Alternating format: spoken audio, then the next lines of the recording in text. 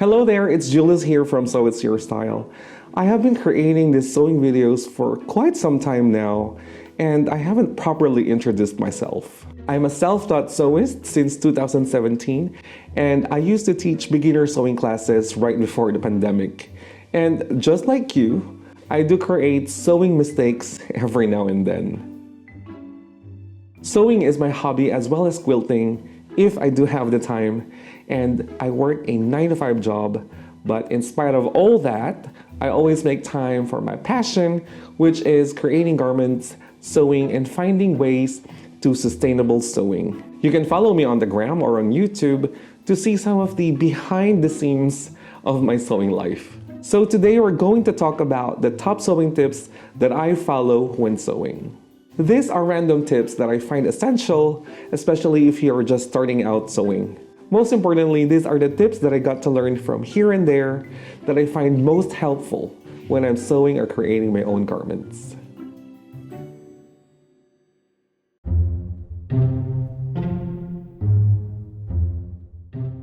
Tip number 1, especially if you are a beginner, is to avoid looking at the needle all the time when you're sewing.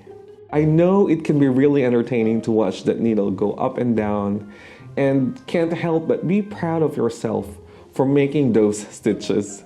But it can be really dizzying, in fact.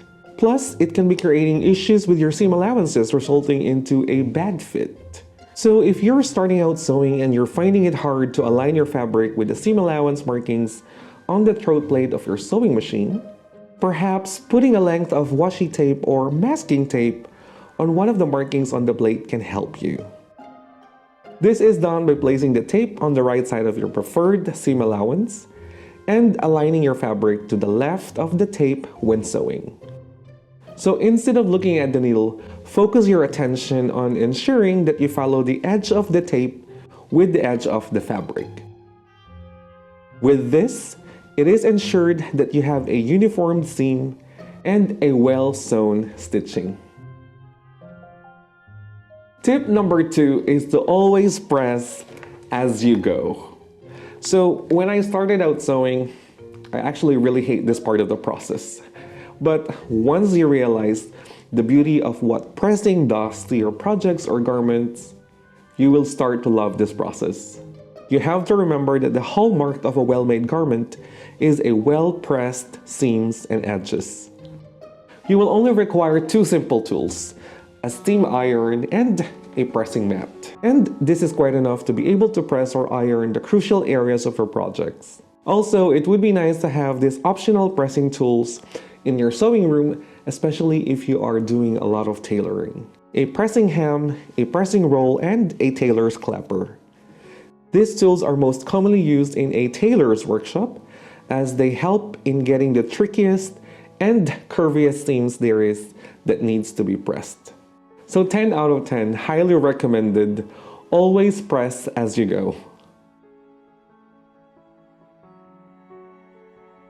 Tip number 3 is to always pre-wash your fabric prior to sewing. Different fabrics behave in different ways. Some do shrink after a couple of washes, especially cotton jerseys, suiting fabrics, or any fabrics that has linen fibers. This happened to me a lot of times. I didn't pre-wash my fabric and they shrink after the initial wash. And I can't wear them anymore. And mind you, those are the expensive kinds. Pre-washing your fabric ensures that you get the right fit once the garment is finished. My advice is to wash the fabric the same way you would wash it like a normal garment. Once the fabric dries up, you can give it a good pressing and you're ready to sew it in a garment of your choice. Tip number 4, never pull or push your fabric when sewing.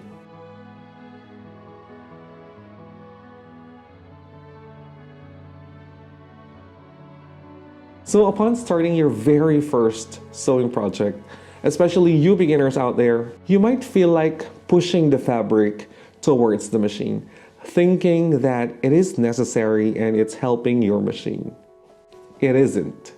In fact, You just have to gently guide the fabric with your hands by softly pinching the fabric edge with your right thumb and index finger, while gently placing your left hand on the left part of the fabric. Resist the urge to pull or force the fabric, as it can lead to uneven stitches and can create a thread nest underneath the fabric. Also, it can damage your needle. So all you have to do is to let the rhythm of the sewing machine decide your movements.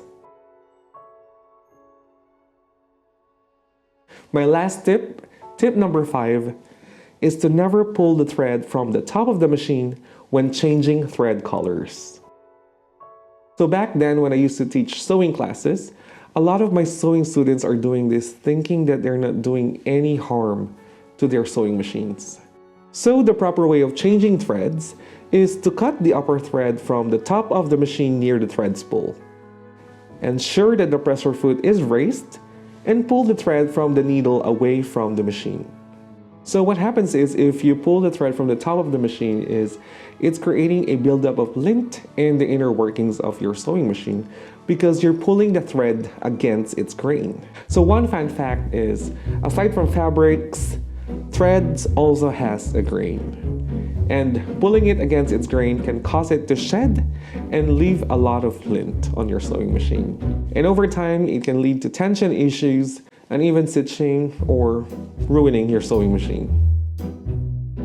So to ensure that your sewing machine runs smoothly for the duration of its lifetime, it will greatly help if you make it a habit of threading your sewing machine the right way, as well as to regularly clean your sewing machine, especially the area underneath the throat plate, as that is where all the dust and lint collects. So these are the tips that I got to learn that I want to share with you, that I learned over time as I progressed in my sewing. I know that these are simple sewing tips that you've probably heard of from someone from the internet, or from your sewing teacher, or from a friend who sews, but I do find these sewing tips essential, especially if you're a beginner sewer. I live by these tips as I find them to be of great value and ensures that I have a well-made garment after investing time and effort on my projects. Thank you for watching, and I will see you in the next video.